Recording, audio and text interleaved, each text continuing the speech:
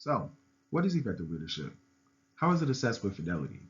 In Chapter 1, setting the stage for a leadership framework, Strike and others set out to define this, as well as outlining a framework for effective leadership and its uses. What resonated with me the most from this chapter was the level of depth that the leadership framework provides in identifying effective leadership. As stated in the book, the leadership framework intends to, quote, assist with and guide the identification of skills, dispositions, and practices, unquote, as it pertains to effective leadership. It allows leaders to reflect on strengths and also areas of improvement through different uses.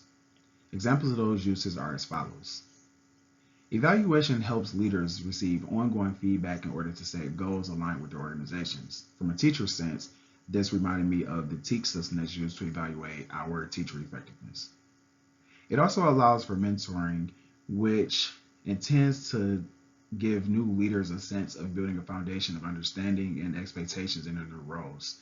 For example, having a buddy teacher or relying on a tenured colleague. Coaching creates a safe space for inquiry to occur in a non-evaluative sense.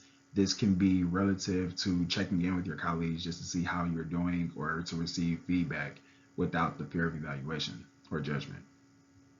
When prospective leaders are identified, this tool can provide guidance for cultivating their talents.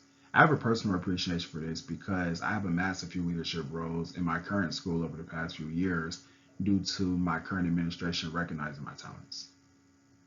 Professional growth is promoted through this framework, which outlines the knowledge and skills of effective leaders. The framework also provides a roadmap for what effective leadership is and how to potentially receive the knowledge in order to be an effective leader. Schools can benefit from this framework by assessing and improving the effectiveness of their leadership. The language that's used in the framework lacks ambiguity, which makes it easy for those in the profession as well as stakeholders like parents and community members to understand how effective leadership is identified.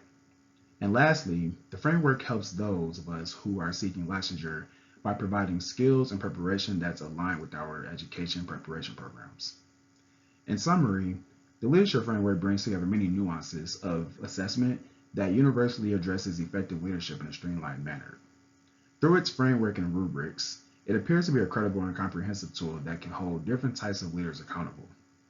As the landscape of education continues to change, I feel its structure is best suited for assessing today's educational leaders, especially in a landscape that promotes 21st century or student-centered learning. Thank you.